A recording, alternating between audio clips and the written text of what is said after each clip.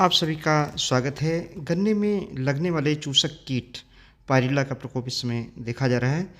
इसके बारे में आज हम विस्तृत जानकारी आपको देना चाहेंगे, जिससे कि आप आने वाले समय में बगैर कीटनाशक के इसका नियंत्रण कर सकें और इसको पहचान सकें क्या होता है। इस कीड़े की खास बात क्या है कि इसके जो निम्फ होते हैं और एडल्ट होते हैं, ये गन्ने की हरी पत्तियों पर बैठते हैं, उसके रस को चूस लेते हैं।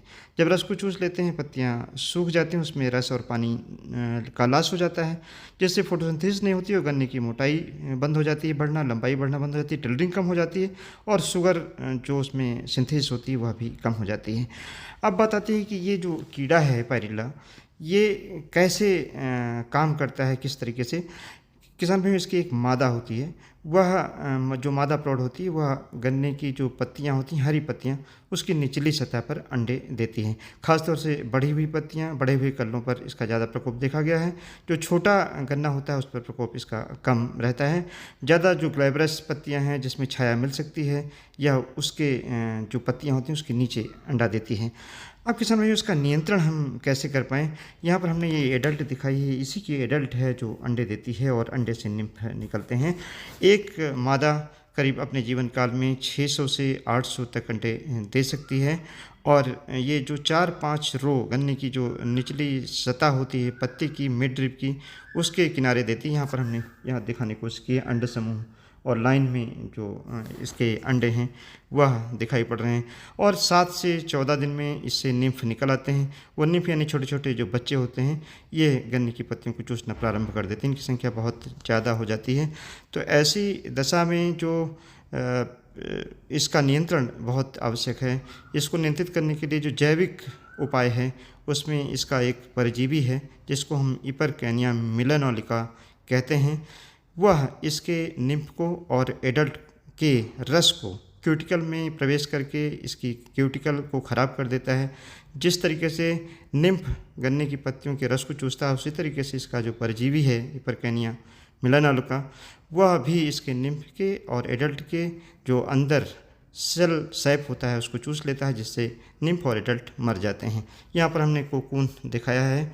इस कोकून की खास बात है, इसके ऊपर जो वाइट कलर का थ्रेड धागे दिखाई पड़ते हैं, इसको आप फूंकेंगे तो उड़ता नहीं है।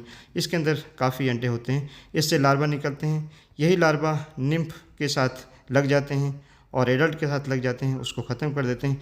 ये मैंने इसका एडल्ट दिखाया है। यही एडल्ट गन्ने की पत्तियों पर यह भी पायरिल्ला की तरीके से अंडे देते हैं और जब पायरिल्ला का जो निम्फ है उसके ऊपर अटैक करते हैं तो इस तरीके से निम्फ पूरी तरीके से ख़त्म हो जाता है और एडल्ट ख़त्म हो जाते हैं, तो पूरी तरीके से नियंत्रण हो जाता है। किसान भाइयों, अब खास बात हम ये बताना चाहते हैं आप किस तरीके से नियंत्रण करें और क्या स्टेज हो जिस पर आपको लगे कि आपके खेत में पायरिल्ला का प्रकोप अब नियंत्रण करने योग्य हो गया है। अगर गन्ने की एक पत्ती पर 5 से ज़्यादा एडल्ट दिखाई पड़ते हैं तो उस समय उसका नियंत्रण किया जाना बहुत ज़रूरी है। अगर आपको नियंत्रण करना है तो एक बहुत आवश्यक जो साधारण खर्चा है आपका वो ये है कि खेत में पानी लगा दें और जो खरपतवार हैं उनको नष्ट कर दें। ख़ासतौर से जो मोनोकोटिलेडन्स हैं, यानी जैसे घास है, दूब घास है या मोथा घास है और इसी तरीके से ज्वार है, बाजरा है, मक्का है, इनके पौधों को नष्ट कर दें। उस पर चूँकि अल्टरनेट होस्ट है एक तरीके से पायरिल्ला का, उस पर जा कर के इसकी जो मादा है अंडे दे देती है। लेकिन जो सबसे प्रभावी नियंत्रण है, अगर खेत में आप मॉइस्चर बनाए रखेंगे तो इपरकैनिया मिलानोलिका के जो लार्वा हैं वह इसके निम्फ को और एडल्ट को नष्ट कर देते हैं।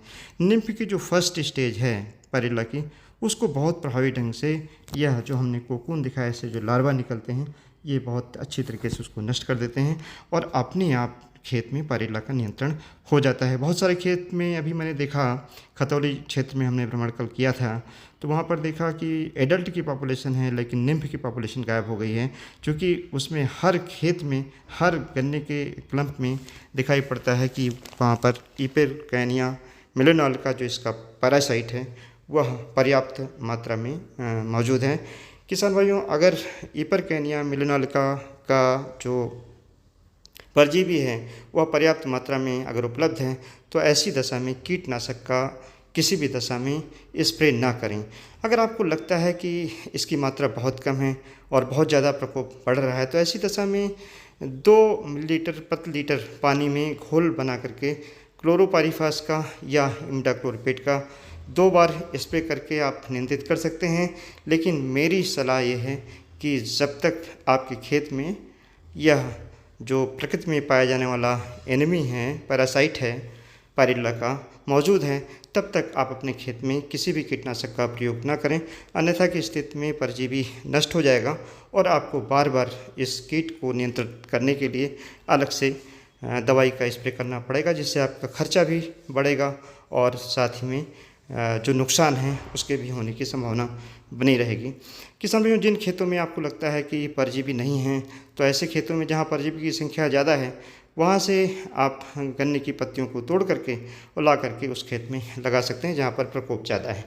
और इसी तरीके से आप ये भी कर सकते हैं कि जो पायरिल्ला के अंड समूह हैं, वहाँ की पत्तियों को तोड़ करके आप नष्ट कर सकते हैं, जिससे पायरिल्ला को और अधिक तरीके से नियंत्रित किया जा सकता है। ये जानकारी आपको लाभप्रद होगी। धन्यवाद।